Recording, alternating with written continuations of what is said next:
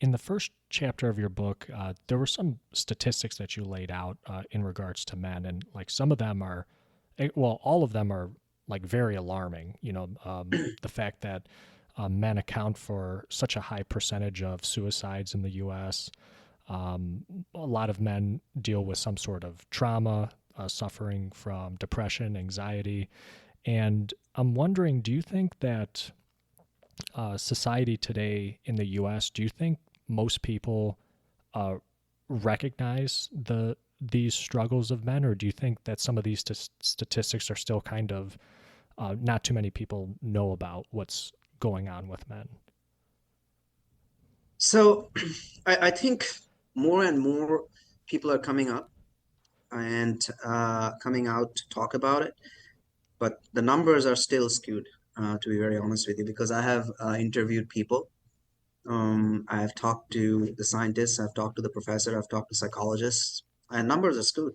We all know that. If it says 76% of men are suicidal, you can easily admit like 91% of men are suicidal. I'm just throwing a number here. The reason is because no one's really, a lot of people are not even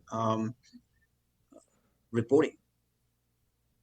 And I believe that we have yet to come to a point where people will still notice uh, that what's going on with our boys. And that's why I even wrote in the book that if you really see and if you really go back, all the school shootings that happen, no one's talking about that. All of them are boys and Mm, men. All the shootings, forget about school shootings. None of them are women. mm, Not a single. When I did the research, I was hoping I'll find one. mm-hmm, None. So that just tells you something that this is an issue that we fail to address. It's very easy to point fingers to the shooter. And with due respect, I mean, with people who lost their lives, but I'm coming at a very different angle at this point.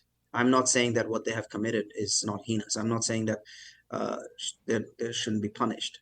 But what I'm really after is what's next. How can we change this? Banning guns and weapons is not just the only solution. You ban guns, they will find something else. But really, the problem is mental health. The problem is stigma around boys and men that you cannot express your emotions. And we are not even teaching our boys and men that. So banning something or changing something else outside or explicit, I mean, like extrinsic thing will not help. It's at the end of the day, it's us learning how to communicate, learning how to really hone in on one particular issue and give that space and give the tools to our boys and men. And not only that, like give the safe space. That's probably the biggest uh, to do that. And the problem is now when you are raised by men who also didn't have any clue, which mm-hmm, is our past generation, with due respect, they also didn't know better. So the cycle continues unless and until you actually pause, reset, and be like, hold on a minute. Is this really the way to go right mm, now? Are we still living in cave? Do we still need to have that attitude of like men are hunters mm, and women are yeah, gatherers? No, we don't. mm, Right. And that's where it comes down to like, so teaching the boys to express, teaching the boys to really embrace the yin and yang of masculine and feminine energy and really be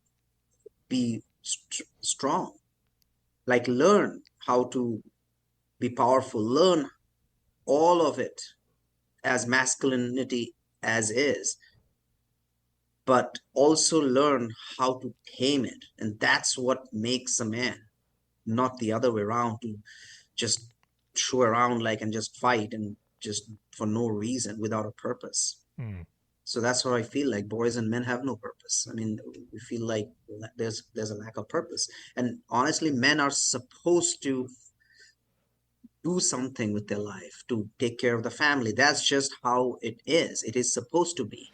And when they lack that purpose, that's when all of this kind of fall out of sync. mm, And next thing you know, like you're not expressing, you're not emotionally available. and everything kind of turns into one thing after the other. It's a domino effect. So something gonna happen.